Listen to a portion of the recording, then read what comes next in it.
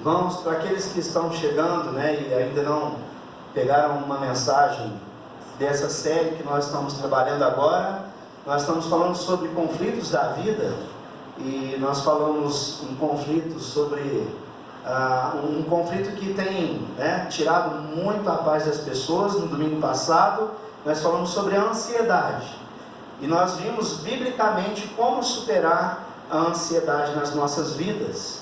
E hoje nós vamos estar falando sobre mais um conflito que realmente tem tirado aí a paz de muitas pessoas.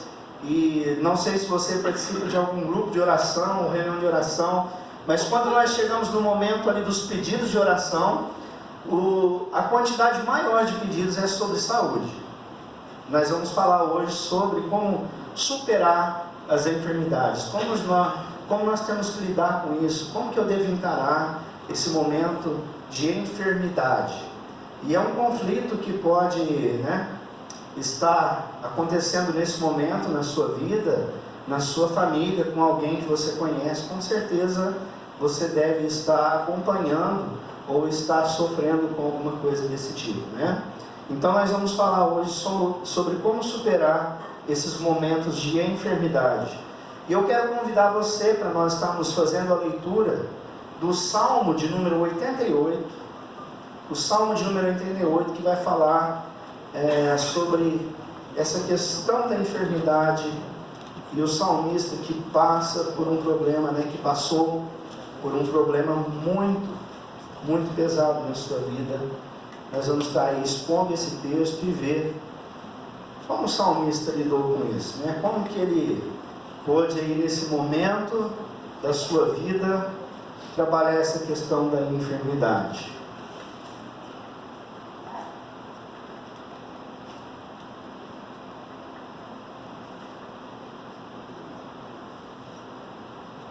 O Salmo 88, se você trouxe a sua Bíblia, se você não trouxe, acompanha comigo aqui na leitura. Diz assim: Ó Senhor, Deus da minha salvação, dia e noite clamo diante de Ti. Chegue à Tua presença a minha oração, inclina os ouvidos ao meu clamor, pois a minha alma está farta de males, e a minha vida já se à beira da morte. Sou contado com os que baixam a cova, sou como um homem sem força, atirado entre os mortos, como os feridos de morte que jazem na sepultura, dos quais já não te lembras, são desamparados de tuas mãos. Puseste-me na mais profunda cova, nos lugares tenebrosos, nos abismos. Sobre mim pesa a tua ira, tu me abates com todas as tuas ondas. Apartaste de mim os meus conhecidos e me fizestes objeto de abominação para com eles. Estou preso e não vejo como sair. Os meus olhos desfalecem de aflição, dia após dia venho clamando a Ti, Senhor, e Te levanto as minhas mãos. Mostrarás Tu prodígio aos mortos, ou os finados se levantarão para Te louvar? Será referida a Tua bondade na sepultura, a Tua fidelidade nos abismos? Acaso nas trevas se manifestam as Tuas maravilhas, e a Tua justiça na terra do esquecimento? Mas eu, Senhor, clamo a Ti por socorro, e antemanhã já se antecipa diante de Ti a minha oração. Porque rejeitas, Senhor, a minha alma, e ocultas de mim o rosto? Ando aflito, e prestes a expirar deste moço. Sob o peso dos Teus terrores, estou desorientado. Por sobre mim passaram as Tuas iras, os Teus terrores deram cabo de mim. Eles me rodeiam como água, de contínuo, há um tempo me circundam. Para longe de mim afastastes amigo e companheiro. Os meus conhecidos são trevas. Deus, em nome de Jesus, eu peço a Tua graça sobre nós, que o Teu Santo Espírito nos abençoe no partilhar desta mensagem, desta noite. Que o Senhor possa nos orientar e confortar o nosso coração, Deus, em nome de Jesus. Amém. Meus queridos, esse salmo é um salmo de lamentação, um salmo, né, que você vê que o salmista aqui, ele começa a se queixar, a se lamentar diante de Deus, por causa de uma situação que ele vem passando. E esse salmo, como você já viu aí no início, né, no prefácio do salmo, ele é escrito por um homem chamado Emã, né, o Ezraíta, e ele, assim como ele se descreve aí. E se você fizer uma pesquisa, né, alguns Emãs da Bíblia, mas provavelmente você vai encontrar no livro dos Reis. Esse homem, ele era um homem sábio, né, ele era um levita, ele era um compositor e cantor, né? Por que ele era isso? Porque ele escreveu esse salmo, e ele era um homem muito importante ali na sua época. Se você ver e relacionar a história dele lá no livro dos Reis, você vai ver que Emã, ele era um homem de grande importância ali no seu tempo, no meio daquelas pessoas, né? E ele era também uma pessoa querida, admirada, mas era um homem que enfrentava o sofrimento. A Bíblia aqui não descreve, né, qual era a sua doença, qual era o mal que causava ali esse tormento na sua alma, essa inquietação na sua alma, mas uma doença muito, né, que eles sofriam muito na época, era a lepra. E pela descrição do salmo, né, como ele vai descrevendo que os seus companheiros se afastaram, né, as pessoas se afastaram dele, provavelmente ele sofria desse mal. Uma pessoa com lepra era excluída da sociedade, porque era uma doença altamente contagiosa. Então ele não tinha contato com as pessoas. E ele vem desabafando a Deus aqui, e fala: olha, até os meus companheiros se afastaram de mim. E é interessante como ele vai descrevendo a angústia que estava no seu coração. Ele diz, né, em um dos versículos, que: pois a minha alma está farta de males, e a minha vida já se à beira da morte. Eu não sei, né, como você entende essa questão de farto, né, mas eu sei que em algum momento você deve ter ido em algum restaurante, numa churrascaria, numa pizzaria, num rodízio, alguma coisa assim, né? E você sai, né? Primeiro a gente come muito rápido, parece que a gente quer comer tudo de uma vez só em poucos minutos, não é assim? Né? Quando a gente vai numa churrascaria. E quando, né, provado cientificamente que o seu cérebro demora um pouco para registrar que você comeu, mas aí você já comeu aquele monte. E aí como é que fica? Né? Você fica parecendo uma jiboia quando engole um bezerro, não é? Com aquele barrigão, né? Porque você comeu tanto, né? O salmista está dizendo: olha, minha alma está farta, eu estou quase estourando, eu estou quase explodindo, mas não é de comida. Ele diz: a minha alma está farta de males, de sofrimento, de angústia. E o salmista, ele não para por aí, né? Ele diz o seguinte também aí no texto que nós lemos: sou contado com os que baixam a cova, sou como um homem sem força, atirado entre os mortos. Amã, ele usa uma linguagem que era muito conhecida naquele tempo, aonde as guerras eram nos campos, né, e eram conhecidos como os campos de batalha, e ali eram guerras de espada, né, eram guerras de armas de mão, e ali muitos homens morriam naqueles campos de batalha, e após ali terminar aquela batalha, eles cavavam um buraco, né, faziam uma cova, e eles iam jogando os corpos ali dentro daquela cova. E mesmo, né, aquele que não ainda havia morrido, eles jogavam lá dentro porque eles viam que não adiantava, era só uma questão de tempo para ele acabar de morrer. Então ele usa uma linguagem assim: ó, eu sei que eu não estou morto, mas é como se eu já estivesse morto. E eu fui jogado nesse buraco, porque a pessoa, né, imagina a medicina naquela época, era muito precária, não tinha muito recurso médico. Então aqueles feridos de guerra, mesmo que ainda não tivessem mortos, eles eram jogados naqueles buracos juntos com os mortos ali na guerra. E Amã, ele usa essa linguagem para descrever o que ele estava passando na vida ali naquele momento. Ele diz: olha, eu ainda estou vivo, mas é como se eu já estivesse dentro desse buraco, dentro dessa cova, de tanta coisa que esse homem estava passando. E ele diz aqui: como os feridos de morte que jazem na sepultura, dos que já não te lembras, são desamparados de tuas mãos. Ele faz um desabafo muito grande com Deus, trazendo isso para os nossos dias. Eu creio que nós também enfrentamos muitas coisas, doenças, acidentes, casamentos destruídos, acabados, namoros, que são terminados, ficamos desempregados, empresários cristãos quebram. Tudo isso acontece também com a vida do cristão. E o que me dá medo é que existe uma linha, existe uma teologia sendo pregada, uma teologia que não é de acordo com a palavra de Deus, que diz que se você serve ao Deus verdadeiro, tudo vai dar certo na sua vida.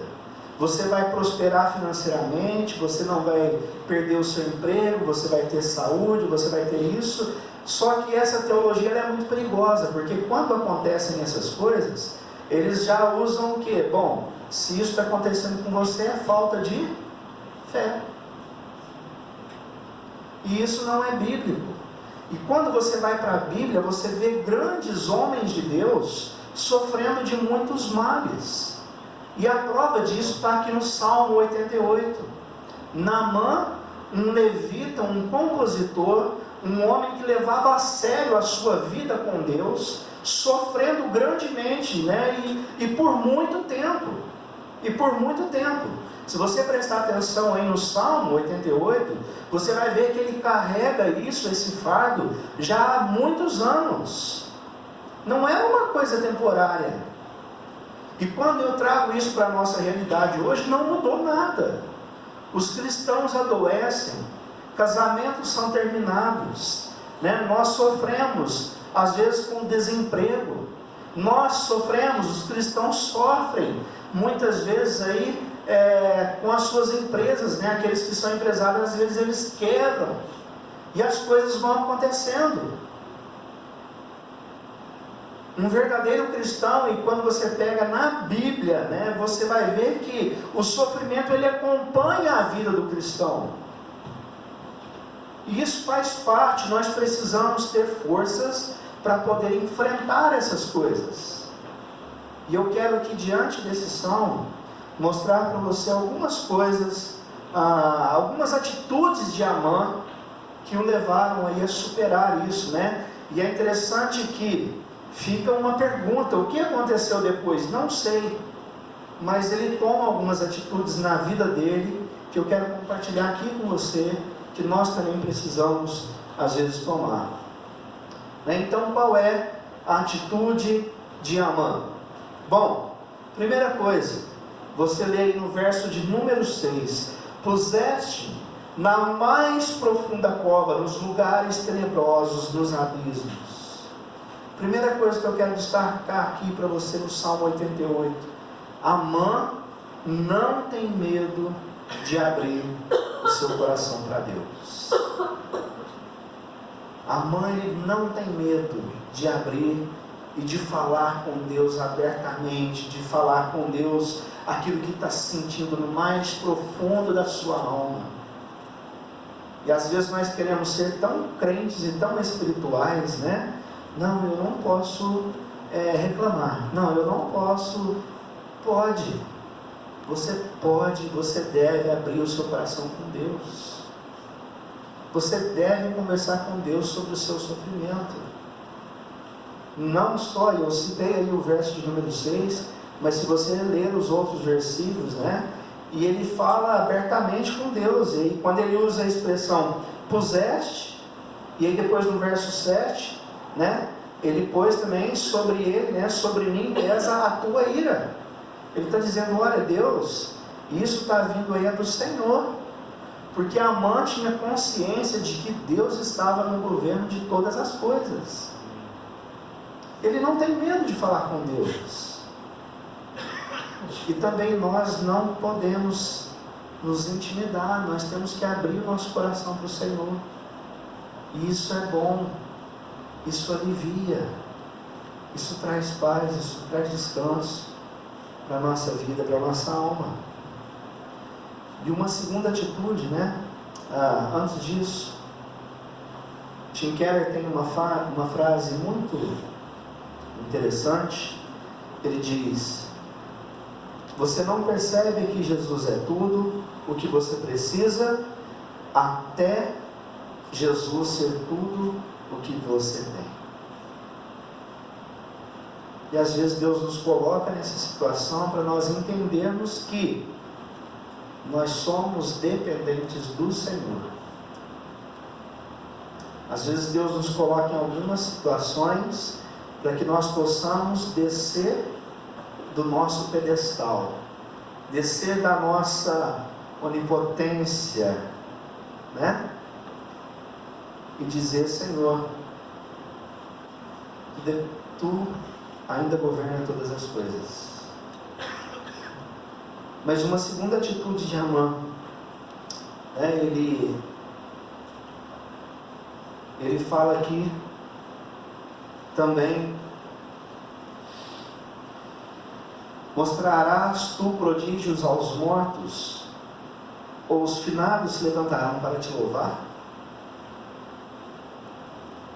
É interessante isso aqui, né? Amã, ele argumenta com Deus. E é interessante isso, né? É como se ele estivesse dizendo para Deus: Deus, se eu morrer, eu sei que eu vou estar com o Senhor, mas o pessoal aqui vai perder, né? Eu preciso estar aqui, eu sou um levita, né? Eu faço o trabalho do Senhor, a obra do Senhor. A pergunta é se nós podemos argumentar com Deus. Às vezes nós estamos precisando endireitar alguma coisa na nossa vida. Às vezes nós estamos precisando consertar alguma coisa. E a mãe, ele é ousado, né? Ele fala: Deus, foi o Senhor que me pôs aqui desse jeito. E outra coisa, o Senhor vai me perder? Mostrarás tu prodígio aos mortos ou finados, se levantarão para te louvar? Senhor, eu sou um levita e eu te louvo. Às vezes nós precisamos consertar algumas coisas na nossa vida. E nós podemos também argumentar com Deus, né? Nós podemos usar os nossos argumentos. E também, né, uma atitude de Amã, lá, né, ele diz: mas eu, Senhor, clamo a Ti por socorro, e antemanhã já se antecipa diante de Ti a minha oração. Você vê que Amã, ele busca a Deus intensamente. Essa palavra aí, antemanhã, ele está dizendo: o sol nem nasceu ainda é madrugada, eu já estou me colocando em oração diante do Senhor. Eu já me coloco em oração diante do Senhor. Nós precisamos buscar a Deus intensamente, nos momentos de sofrimento, nos momentos de dor, nos momentos de dificuldade. E aí vem uma turma que diz o seguinte, né? Uma turma de cristãos, né, que se dizem cristãos e, né, na hora do aperto, busca a Deus. Você já ouviu essa frase? Na hora do aperto, busca a Deus. Tem que buscar mesmo. Nós precisamos buscar. Se você tem necessitado do Senhor, se alguém da sua família tem necessitado do Senhor, dobre o seu joelho e faça como fez Amã ali. Ele está dizendo: Deus, eu não vou te dar sossego. O dia nem clareou e eu estou ali prostrado diante do Senhor, em oração, clamando a Deus para que Ele alivie o meu sofrimento. Tim Keller também usa uma frase que diz o seguinte: o oposto da alegria não é a tristeza, é a falta de esperança. Se você prestar atenção, no salmista aqui, ele sofre de um grande mal na sua vida, mas uma coisa que ele não deixa perder é a esperança. Ele diz: olha, desde madrugada eu estou diante do Senhor. E se você olhar também mais a fundo aí, ele vai dizer o seguinte: mas eu, Senhor, clamo a Ti por socorro. Mas eu clamo a Ti por socorro. Porque Amã sabia que a sua esperança estava tão exclusivamente em Deus. A nossa esperança, ela deve estar em Deus todos os dias da nossa vida. E eu não sei qual tipo de sofrimento, qual tipo de coisa que você tem passado, ou alguém da sua família. Mas com certeza Deus ouve as suas orações. Mas presta atenção nisso. Deus ouve as suas orações. Você precisa orar. Você precisa falar com Deus. Você precisa colocar diante do Senhor. Se você não colocar diante do Senhor, não sei o que vai acontecer. Só pela misericórdia.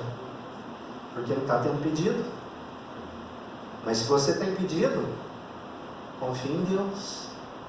Confie no Senhor. Eu quero partir para o final da mensagem. E eu quero lembrar de alguém muito especial para nós. E alguém que também passou por grandes problemas, por grandes situações. Mas o profeta Isaías, no verso de número 53, no capítulo 53, o verso de número 4, ele diz o seguinte: certamente ele quem? Jesus, tomou sobre si as nossas enfermidades e as nossas dores levou sobre si, e nós o reputávamos por aflito, ferido de Deus e oprimido. Deixa eu te falar uma coisa. O verdadeiro cristão não é aquele que acha que tudo vai dar certo na sua vida. O verdadeiro cristão não é aquele que acha porque serve a Deus, que serve bem a igreja, que serve bem os irmãos, que nada vai acontecer. Às vezes Deus permite algumas coisas na nossa vida e Ele sabe o motivo, e talvez você saiba, ou talvez você não entenda, mas Deus faz tudo por amor. E quando a palavra do Senhor diz aqui que Jesus levou sobre si as nossas dores e as nossas enfermidades, nós nos lembramos do seu sacrifício naquela cruz. Nós nos lembramos que Jesus não morreu em vão. E Ele prometeu estar conosco todos os dias. E às vezes nós passamos por alguns problemas. Mas a mãe, ele teve a ousadia. Ele teve a esperança em Deus. Nós também devemos alimentar essa nossa esperança no Senhor. Nós devemos alimentar a esperança, porque o profeta Isaías já ali há muitos anos atrás, olha quantos anos Isaías escreveu isso, antes de Jesus nascer, quase 700 anos antes de Jesus, ele já estava escrevendo aqui uma profecia. Ele diz: olha, Jesus tomou sobre si as nossas enfermidades. Muitas das coisas que acontecem com a gente também é para nós lembrarmos que nós não podemos ficar olhando só para esse mundo. as enfermidades, as coisas ruins, as coisas que acontecem nesse mundo, é para nos mostrar que o pecado domina esse tempo. O reverendo Augusto Nicodemos, ele diz o seguinte, que o cristão, ele só ora em pé. E quando você está em pé, você ora assim, olhando para frente. E às vezes Deus, ele nos faz orar deitado. Quando é que ele nos faz orar deitado? Quando nós estamos ali na enfermidade, no momento de dor e sofrimento. Para que nós possamos olhar, tirar os olhos deste mundo e olhar para o céu, para a glória. Nós não podemos enraizar as nossas esperanças aqui nesse tempo. Aquele que levou sobre si as nossas enfermidades, Ele está na glória. A palavra de Deus diz que Jesus está ao lado direito de Deus Pai, nos aguardando para um banquete. Mas esse banquete não vai acontecer aqui. Nós precisamos entender que essas coisas também acontecem, para que nós possamos alimentar a nossa esperança naquilo que vai chegar, naquilo que vai vir ainda. Amém? Quero convidar você para fazer uma oração. Quero convidar você também, se você tem sofrido,